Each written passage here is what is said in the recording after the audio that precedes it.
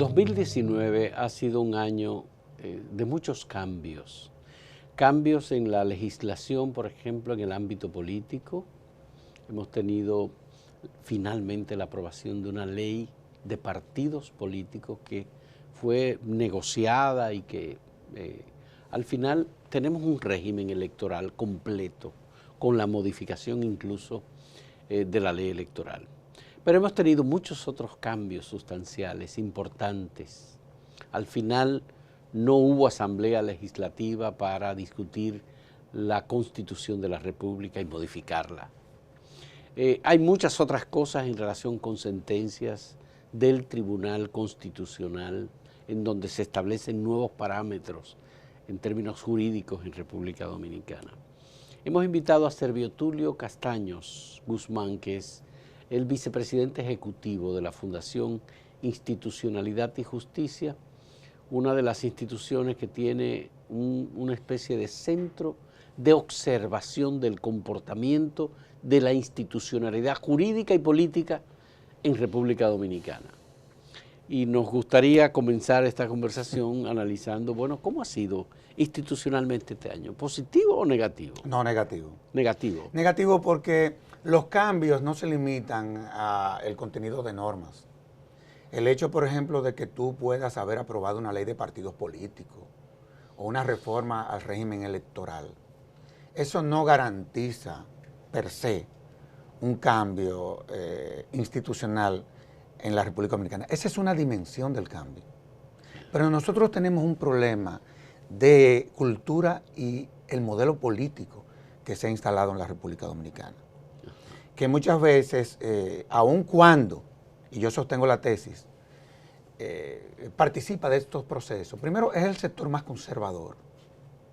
Es un sector que quiere conservar el statu quo de lo que como modelo ha venido implementando.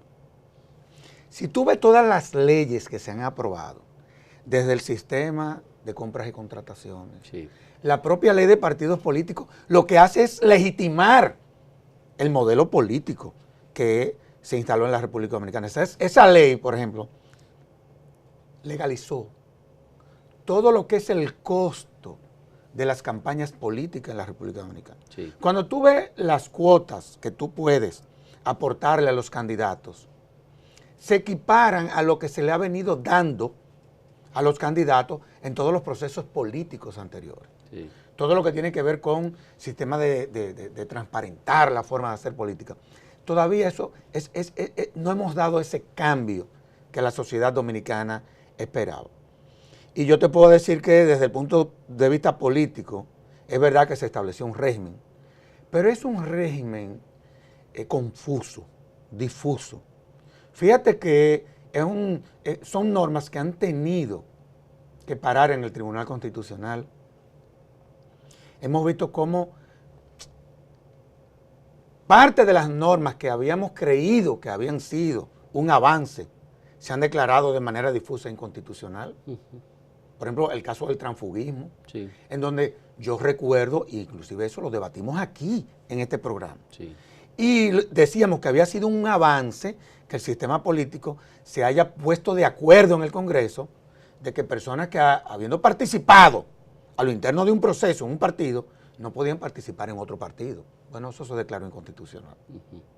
Es decir, cuando tú analizas desde el punto de vista institucional el año 2019, evidentemente de que no vamos a sacar las mejores notas. También hemos tenido una reunión, unas sesiones del Consejo Nacional de la Magistratura para la elección de los jueces sustitutos y la evaluación de los magistrados de la Suprema Corte de Justicia y el Tribunal Superior Electoral. Que fue un retroceso. Te voy a decir por qué. A ver. Yo creo que en la reforma constitucional del 2010 se cometió, yo creo que fue el error que más se reflejó en el proceso de selección, sobre todo los jueces de la Suprema Corte de Justicia. Sí. Tú haberle dado como atribución al Consejo de la Magistratura la atribución de evaluar jueces de Suprema Corte, yo te pregunto, ¿qué capacidad tienen los miembros del Consejo Nacional de la Magistratura para evaluar jueces de la Suprema Corte de Justicia? Eso fue un error y te voy a decir por qué. Porque pero eso está en la Constitución de la República. Pero entonces aquí nosotros vamos a ver de qué forma con los que finalmente resulten ser los inscritos como candidatos, hacemos un pacto en donde en tuertos que hay en la Constitución, lo podemos, luego de que ganen las elecciones, luego de que ganen, no antes, porque acuérdate que nosotros como fundación nos hemos opuesto a que esa Constitución en esta etapa se toque, por muchísimas razones que no vienen al caso, pero que han sido altamente debatidas. Eso fue un error. ¿Por qué? Porque la evaluación se puso en la Constitución con la finalidad de que aquellos jueces de Suprema Corte de Justicia que quisieran repetir un periodo más, tenían que ser sometidos a ese proceso de evaluación. Entonces eso condiciona la labor de un juez de la Suprema Corte de Justicia ante el poder, que a fin de cuentas es el que lo termina eligiendo. Eso fue un error. Yo creo que en una eventual reforma a la Constitución, aquí tendremos que nombrar a los jueces por un periodo.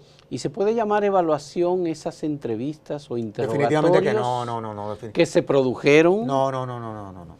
Aparte de que, acuérdate de que la ley establece de que los jueces de la Suprema Corte de Justicia lo evalúan los presidentes de la sala y a los presidentes de las salas lo evalúan sus pares y el pleno.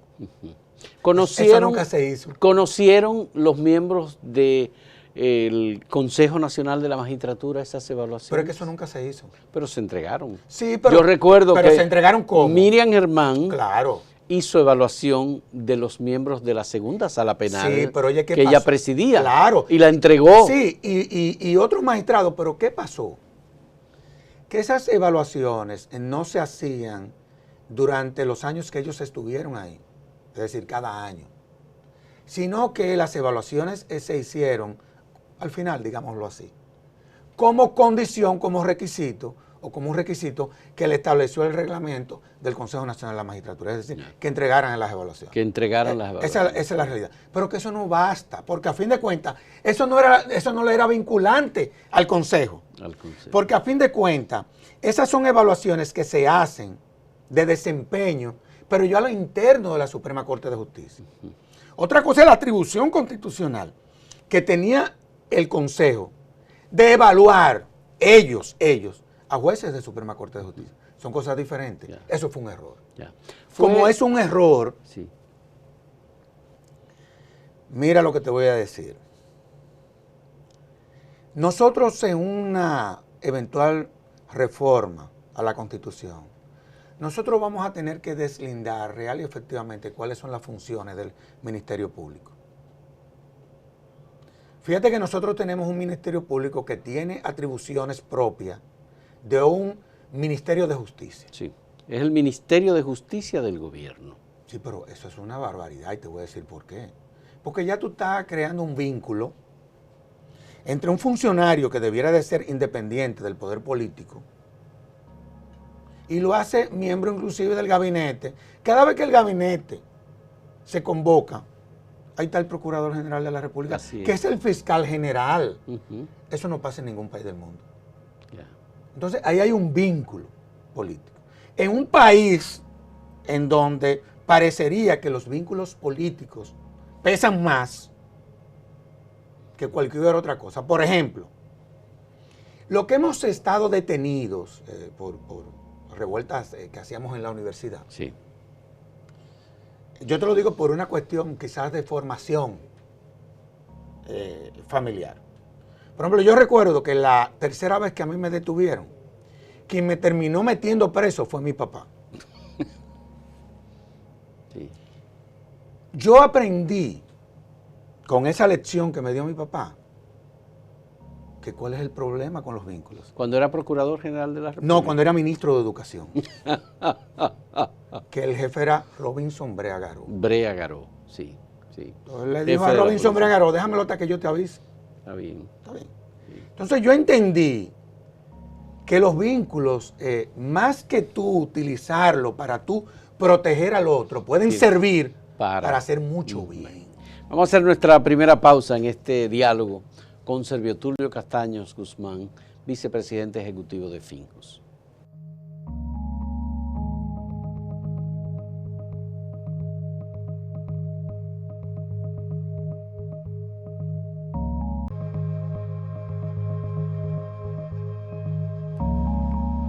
Servio Tulio, me interesa conocer tu criterio. ¿Fortaleció el Consejo Nacional de la Magistratura su rol año 2019 o se debilitó? No, se debilitó, sobre todo porque el proceso se contaminó.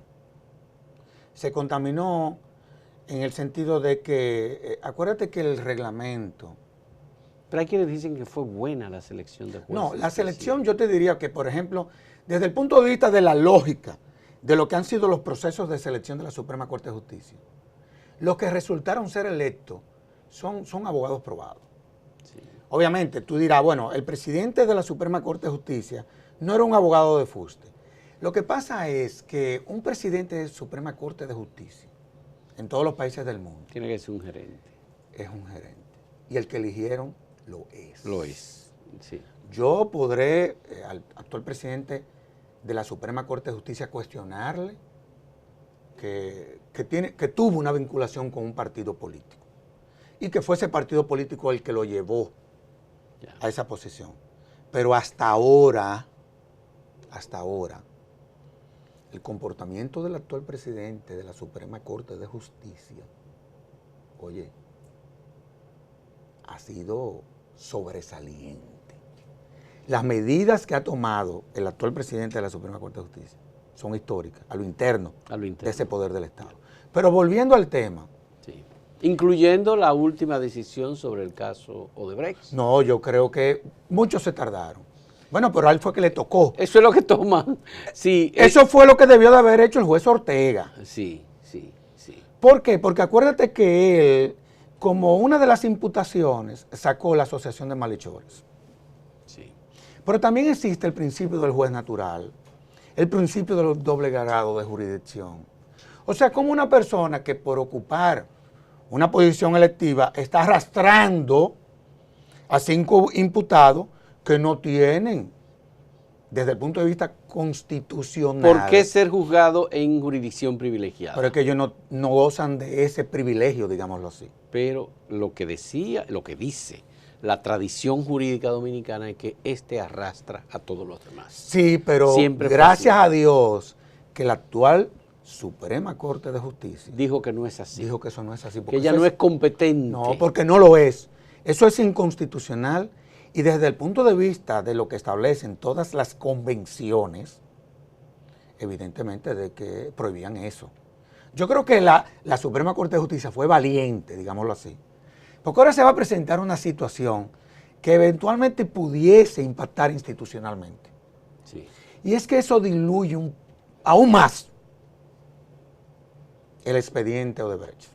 ¿Lo diluye aún más? Lo diluye un poco. Y no es que lo está postergando, enviándolo a un proceso normal con un tribunal de primera instancia que sigue el curso y llegue hasta la Suprema Corte de Justicia. Sí, pero independientemente de si esa es la lógica, la realidad es que constitucionalmente lo que hizo la Suprema fue lo correcto. Porque se estaban violando derechos. Definitivamente que sí. Derechos fundamentales. De los imputados. Totalmente. Mira, ese es un caso emblemático. Yo recuerdo que yo vine aquí a este programa, a mí me cayó arriba todo el mundo. Porque, ¿qué es lo que pasa? Uno es miembro del Consejo Nacional de la Escuela del Ministerio Público, sí. Fue Ministerio Público. Yo creo que uno algo sabe de eso. Y yo recuerdo que cuando yo leo el expediente, yo encontré a un personaje que se llama Chu Vázquez. Jesús Vázquez. Digo yo, pero ven aquí, ¿por qué este hombre está aquí? Vienen ahora y lo meten en este expediente cuando... Eso es un acto de crueldad, así mismo lo dice. Así es. ¿Lo terminaron sacando? Sí. Francisco Ortega Polanco lo escribió. Lo sacó. Y déjame decirte que Chu Vázquez fue el que me votó a mí como consultor jurídico del Congreso. Cuando él llega, para que tú veas que yo no tengo ningún vínculo con ese señor. A la presidencia del Senado. A la presidencia del Senado. ¿Tú sabes cómo él a mí me despacha del Congreso? ¿Cómo? Con una nota que dice que ya no... requiere tu servicio. Requiere mi servicio. Por conveniencia en el servicio. Tipo la era de Trujillo. Sí. Sí. Oye, Carta que yo tengo evidentemente encañolada en mi oficina para que todo el mundo la vea, ¿verdad? Sí. Porque tu declaración sobre ese caso te generó algunos disgustos. Un disgusto de muchísima gente, que cómo es posible que yo me pronuncie a favor de un imputado. Y yo, pero que yo lo que soy es abogado. Sí. Yo no tengo que ver con lo que puedan decir los demás. Sí. Y yo razono jurídicamente. Sí. Entonces, eso va a tener otro impacto institucional. Ahora, cuando tú lees el Latino Barómetro, en donde nos quemamos, sí, una vez más, a mí me preocupa cómo siguen quedando los partidos políticos. Sí, pero yo quiero volver al tema de los miembros del Consejo Nacional de la Magistratura. Se quemó el Consejo Nacional de la Magistratura, tú me dijiste, por la forma en que se condujo el proceso. Independientemente de cuáles fueron los resultados. Ya. Independientemente. Y excluyeron casi a todos, quedaron tres. Quedaron tres magistrados. Tres magistrados. Dicho sea de paso, muy buenos magistrados, sí, esa es la verdad. Sí, sí, sí. Que inclusive no se le vincula a la política. Bueno, quedó Fran Soto. Ah, bueno, ese sí. Bueno, acuérdate que nosotros siempre hemos advertido, y ojalá y el Pleno de la Suprema Corte de Justicia resuelva eso ahora, que como generalmente el presidente de la Suprema Corte de Justicia viene de la política, eso ha sido históricamente así. Sí. Tú sabes que el secretario del Consejo es un juez de la Suprema Corte de Justicia. Así es. Pero él lo elige el Pleno. El Pleno. El Pleno lo elige. Como esta es una nueva Suprema Corte de Justicia, yo aspiro a que ese Pleno elija como secretario un juez de carrera. Para que haya un contrapeso. Sí. Porque ¿qué es lo que pasa? Independientemente de el desempeño que tendrá, que tú y yo aspiramos, porque lo conocemos, porque sabemos cuál ha sido su trayectoria, el presidente de la Suprema Corte de Justicia, él era un político. Sí. Pero tú tienes que poner ahí a un juez de carrera que defienda la carrera. Sí. Y que haya por lo menos uno de carrera en el Consejo de la Magistratura. Claro, que sea el secretario, que represente lo que son de carrera. Así es. Eso es lo que ha faltado en el Consejo. Sí, así es. Fíjate que en la última reunión del Consejo, o todo lo que ha sido la trayectoria del Consejo Nacional de la Magistratura, tanto el presidente como el secretario han venido de la política y no de la carrera. Entonces, ¿quién ha defendido la carrera ahí? Nadie. Entonces, eso se le pidió al Consejo de la Magistratura, que como fundación, al presidente de la República, una carta, yo le mandé. Un documento, varias instituciones, sí, no solamente Fingus. Sí, pero oye lo que pasó. Y magistrados que también pidieron lo mismo. Gracias a Dios. Pero oye, ¿qué pasó? Porque también los jueces tienen que entender que ellos son un poder. Ellos nunca se lo han creído. Ese es el problema. Pero ahora esta Suprema Corte de Justicia parecería está ejerciendo un poder. Te voy a decir por qué. Porque los temperamentos también. Por ejemplo, yo conozco al presidente de la Suprema de hace muchos años. Sí. Y lo tengo en el Consejo Nacional de la Defensa Pública. También. Y evidentemente de que el hombre sabe hacia dónde va. Él no hizo ningún voto disidente, aunque Fran Soto hizo su voto disidente, como lo hizo el sustituto del presidente de la Suprema Corte de Justicia. Bueno, ese es un derecho que tienen los magistrados y cada quien tiene su forma de ver la vida, pero él no. Pero tampoco él le impuso a los otros y le dijo cómo tenía que votar. No. Eso es un presidente de la Suprema Corte. Así es. Vamos a hacer una última pausa en este diálogo con Servio Tulio Castaño Guzmán.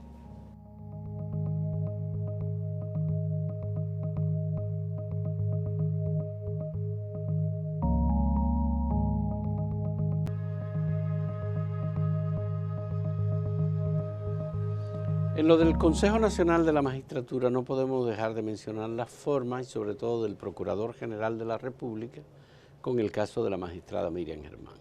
¿Eso tú crees que es el aspecto más negativo que hubo? Fue uno de los aspectos negativos, pero ese fue el que más impactó. Porque yo creo que lo que pasa es que la figura del procurador nunca debió de haber estado en el Consejo Nacional de la Magistratura. ¿Tú crees que suena bien? Yo te lo voy a plantear hasta desde el punto de vista semántico. ¿Un procurador nombrando jueces de Suprema Corte de Justicia? No, para nada. ¿En qué país del mundo eso pasa? No. absolutamente irregular. Eso fue uno de los grandes errores de la reforma del 2010. Incluir, que todo el mundo se opuso. Sí. Todo el mundo se opuso. Pero Leonel lo mantuvo. sí, fue Leonel. Porque el procurador de entonces, Radamés Radamés Jiménez Jiménez, Peña, que era su propuesta, era el entonces procurador, y metió la figura del procurador ahí. Sí. La lógica de un procurador, él se comportó como un procurador en el consejo, no como un miembro del consejo. Sí.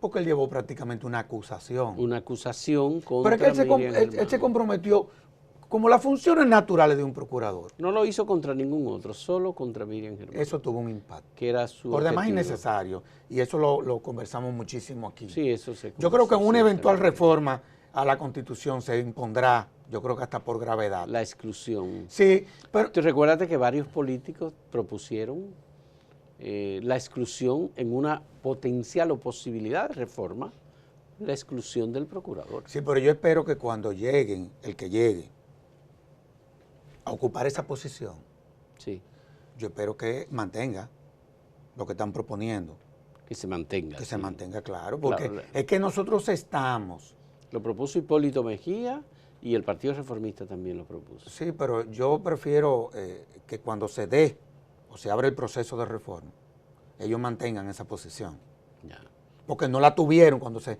reformó la Constitución en el 2010, ya. Sí. no la tuvieron.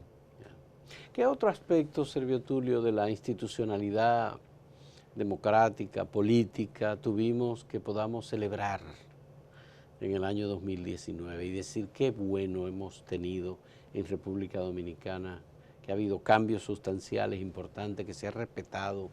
¿Cuál es en tu evaluación? Bueno, hay una institución que desde el punto de vista de lo que había sido su comportamiento histórico, la sociedad rechaza, pero que cuando tú ves cómo viene evolucionando, por ejemplo, la Policía Nacional, Sí. subió 7 puntos en Latinobarómetro, los niveles de aceptación. De aceptación de la Oye, policía. eso es un acto heroico. Tú dirás, ¿por qué, Servio Tulio?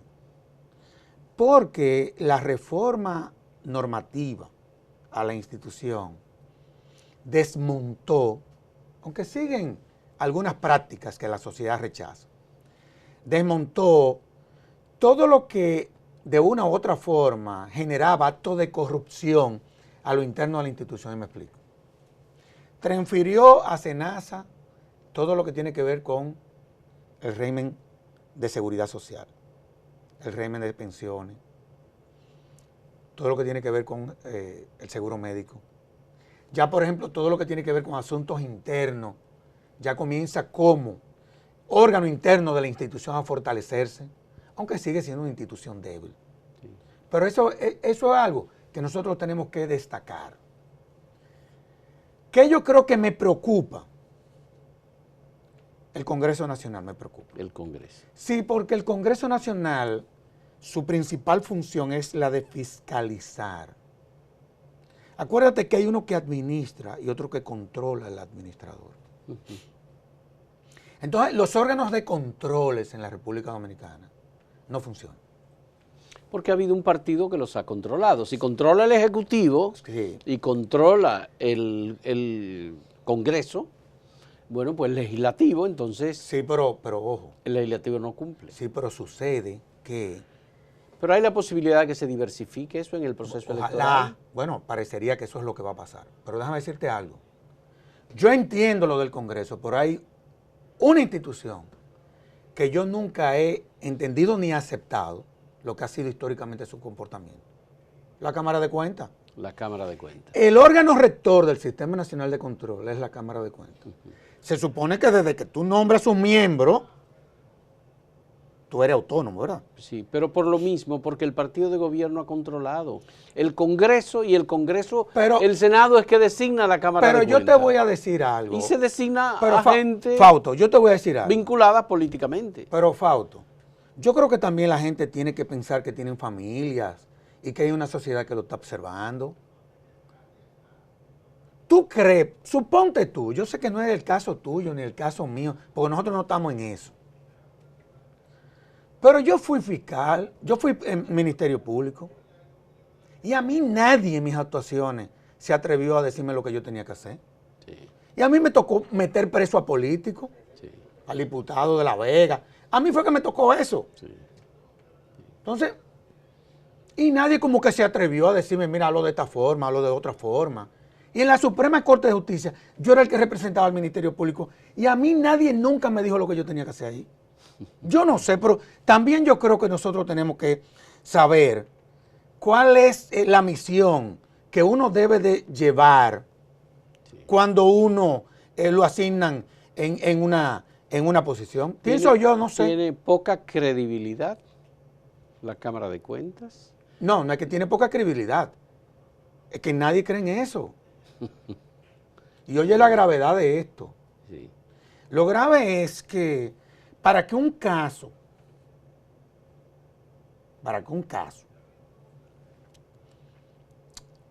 de corrupción, suponte tú que se tenga que hacer una auditoría para que se determine si real y efectivamente se cometieron actos de corrupción en una institución, haya que hacer la auditoría. Tú sabes que hay una decisión de la Suprema Corte de Justicia que dice que las únicas auditorías que pueden ser tomadas en cuenta en la justicia son las que hace la Cámara de Cuentas. Nada más. Solamente. Suponte tú que tú seas, a ti te nombren ministro, y tú digas, mira, yo quiero contratar a la Pricewaterhouse para ver qué es lo que a mí me han dejado, para yo partir, y esa auditoría revele que ahí pasó de todo. Eso no sirve para nada. Sí.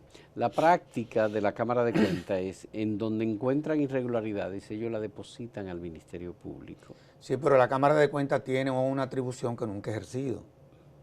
Y es que la Cámara de Cuentas, frente a la inercia del Ministerio Público, puede emitir autos, sí, en donde la Cámara de Cuentas puede embargar conservatoriamente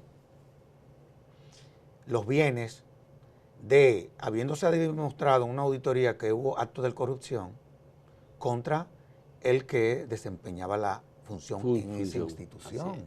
Inclusive puede, una vez emite el auto y ejecuta, validarlo con un procedimiento similar al que establece el Código Tributario, que tú y yo no lo conocemos muy bien, sí, porque tú y yo pagamos nuestros impuestos. Sí. Muy bien, gracias, muchas gracias. Se nos quedaron todos los temas. Nos quedaron varios temas, por supuesto, pero el tiempo se nos acaba. Tenemos que volver a discutir este año 2019. Hay aspectos que ya los mencionamos, pero quedan otros, por supuesto. Muchas gracias, Servio Tulio Castaño, vicepresidente ejecutivo de la Fundación Institucionalidad y Justicia, y gracias, por supuesto, a ustedes por la compañía.